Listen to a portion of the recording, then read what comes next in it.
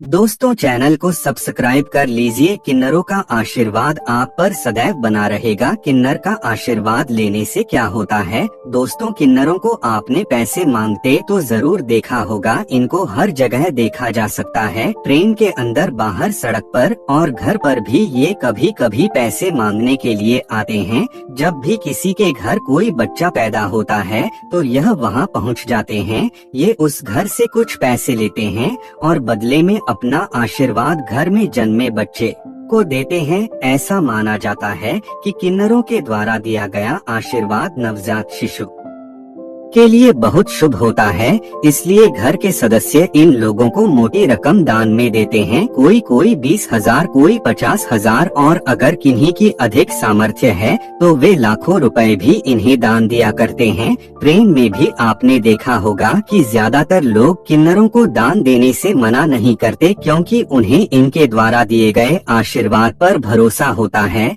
लेकिन क्या आप जानते हैं कि इस बात में कितनी सच्चाई है? क्या सचमुच किन्नरों के द्वारा दिया गया आशीर्वाद फायदेमंद होता है? इससे जुड़ी एक कथा रामायण में मिलती है। जब भगवान श्री राम वनवास जा रहे थे तो अयोध्या की सारी प्रजा उनके साथ वनवास जाने लगी थी, लेकिन भगवान राम ने सभी से वापस लौट जाने को कहा था। सभी नर नारी अपने अपने घर वापस चले गए थे और भगवान राम वनवास, लेकिन जब श्री राम 14 वर्षों के बाद वनवास से वापस आए तो उन्होंने देखा कि सभी नर नारी तो उनके कहने पर 14 वर्ष पहले अपने घरों में वापस चले गए थे, लेकिन किन्नर 14 वर्षों से वहीं पर खड़े थे। उनकी दृढ़ता देख प्रभु श्री राम ने प्रसन्न होकर उनको आशीर्वाद दिया। भगवान श्री राम ने कहा कि आज से किन्नरों के द्वारा दिया गया आशीर्वाद कभी विफल नहीं होगा।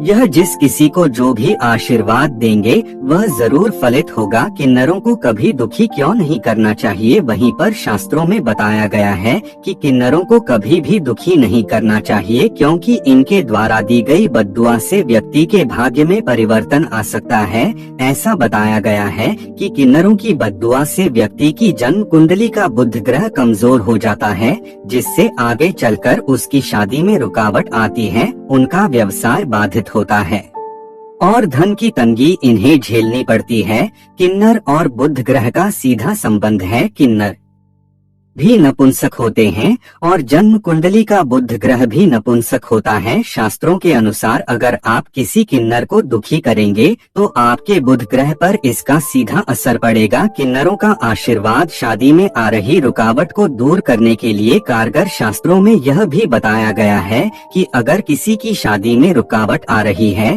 तो वह किन्नरों के द्वारा दिए गए आशीर्वाद से इन रुकावटों को दूर कर सकता है। यहाँ तक कि धन की तंगी से भी किन्नरों के आशीर्वाद के द्वारा छुटकारा पाया जा सकता है। अगर किसी के बच्चों की शादी नहीं हो रही है या उसमें रुकावट आ रही है तो ज्योतिष शास्त्र में इसका एक उपाय बताया गया है जो किन्नरों के आशीर्वाद से जुड़ा है। उपाय यह है कि अगर किसी के बच्चों की शादी नहीं हो रही है तो उसे बुधवार के दिन अपने घर पर किसी किन्नर को बुलाना चाहिए और उसे श्रृंगार की सामग्री देनी चाहिए। श्रृंगार की सारी सामग्री हरे रंग की होनी चाहिए। सामग्री देने के बाद उस व्यक्ति को चाहिए कि अपने बच्चों से किन्नर के पैर छूने के लिए कहे। ऐसा करने पर अगर वह किन्नर उसके बच्चों को आशीर्वाद दे देता है तो निश्चित रूप से उनकी शादी में आ रही रुकावट दूर होगी। धन की तंगी दूर करने के लिए किन्नरों का आशीर्वाद है लाभकारी। कोई धन की तंगी से जूझ रहा है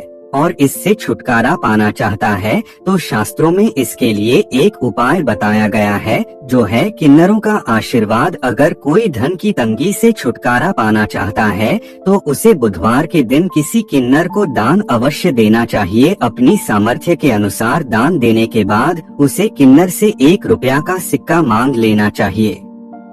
किन्नर से लिया गया वह 1 रुपया का सिक्का उसे अपनी तिजोरी में रख देना चाहिए और फिर इस उपाय को करने के बाद उसकी तिजोरी कभी खाली नहीं होगी।